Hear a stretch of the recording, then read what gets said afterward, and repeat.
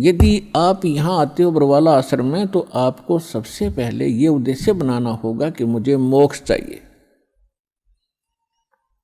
और जो ये कहते मैं फैक्ट्री लाऊं, मैं मंत्री बनूं, एमएलए बन जाऊं, मेरा आशीर्वाद दे दो गुरुजी, देखो ये आशीर्वाद यहाँ पर आपको नहीं मिलेंगे, क्योंकि ये तो भगवान से दूर करेंगे आपको। और हम ऐसा विष आपको खिला नहीं सकते जो आपका जीवन को हानि कर दे। डॉक्टर ऐसा अनजान नहीं होता।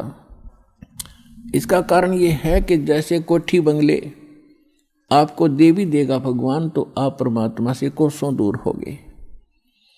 और फिर क्या बताते हैं, सर्व सोने की लंका थी वो रावण से रणधीरम, एक पलक में राज विराजीव जम के पड़े जंजीरम। सारी सोने की लंका बख्श दी थी उसको, सारा लंका सोने की बनाए बैठा था। और उस समय तो कई कई हजार, 20-20, 30-30 हजार वर्ष की उम्र होती थी। तो उसने त्याग को सोचना कोई बड़ी बात नहीं थी, कभी ना मरूं, 30-40 हजार वर्ष जीऊंगा, क्योंकि सतयुग में लाख वर्ष की आयु होती है। और त्रेता में भी 67 के अंदर 40, 50, 30 और लास्ट में कम हो जाती है। तो रावण के मन में ये खरपतवार पैदा हो जाना, क्या भी नहीं मरूंगा, ठाठ तो कोठी बना ली, दो कोई मंजिल की अटारियाँ बना रखी हैं। जैसे आजकल ये 20-20, 30-30 मंजिल के बनाते हैं मकान, वो तो 100-100 मंजिल के बनाए बैठा था, 200-200 के, इतना कुबद्दी था। और सारे सोने के, ईंट और गारा सोने की, लिपाई सोने की। और उसने भी ये सोच रखा था भी नहीं मरूं, अरे ऐसा बक्कल उतरा, सह परिवार नष्ट हो गया।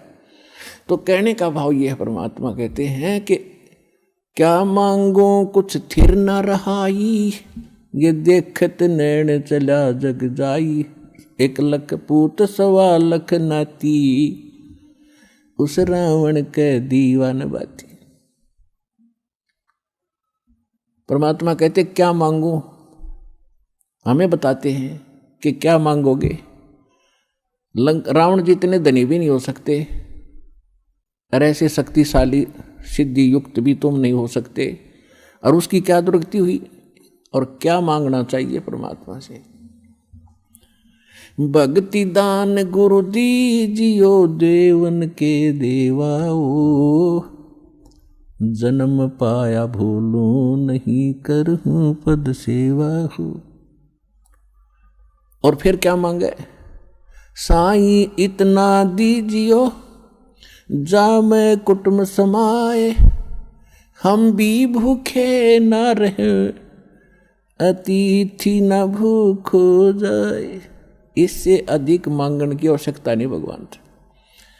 अब परमात्मा ने सारा पता है कि इस बच्चे को क्या आवश्यकता है और कौन सा वस्तु देना अनिवार्य है, और कौन सी वस्तु ये मांग रहा है, इसके लिए ये फायदेमंद है कि नहीं।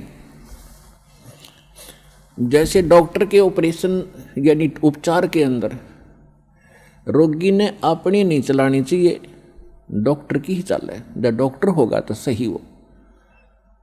और डॉक्टर के उपचार के अंदर बीच में कोई टांग अड़ाता है अपनी कि नहीं मत ऐसे कर दो, ऐसे कर दो, वैसे करवा ले, लेकिन उसे लाभ कुछ नहीं होगा, वो रोग नहीं कटेगा। तो इस प्रकार से आप जिस दिन यहाँ आ जाते हो, आप उपचाराधीन हैं। और आपका रोग कौन सा है,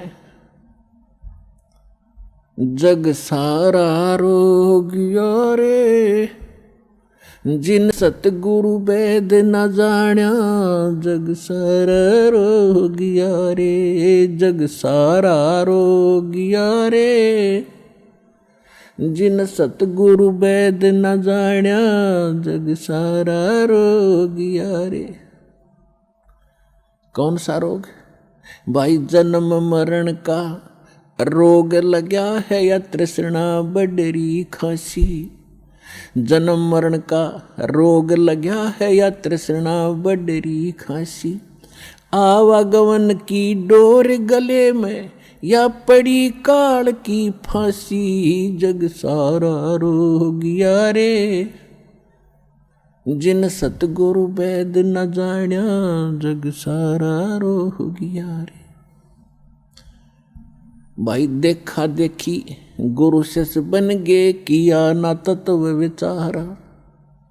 देखा देखी गुरु शिष्य बन गए, किया ना तत्व विचारा। गुरु शिष्य दोनों के सिर पे यू काल ठोके पंजारा, जग सारा रो गयो रे। जिन सतगुरु वैद न जान्या, जग सारा रो गया रे।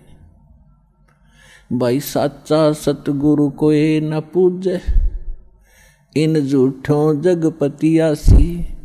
साचा सतगुरु कोई न पूजे, इन झूठों जगपतियासी। झूठ अंधे की बा गई अंधे ने, ये मार्ग कौन बतासी, जग सारा रो गया रे। जिन सतगुरु वैद न जान्या, जग सारा रो गया रे। भाई सार शब्द सर जीवन बूटी, घस घस अंग लगावे। सार शब्द सर जीवन बूटी, घस घस अंग लगावे।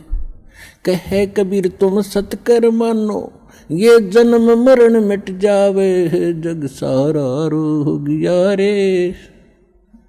जिन सतगुरु वैद न जान्या, जग सारा रो गया रे।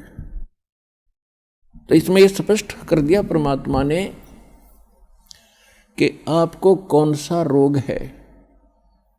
क्या बताया कि जन्म मरण का रोग लगा है, और यह तृष्णा बढ़ रही, खांसी और आवागमन की।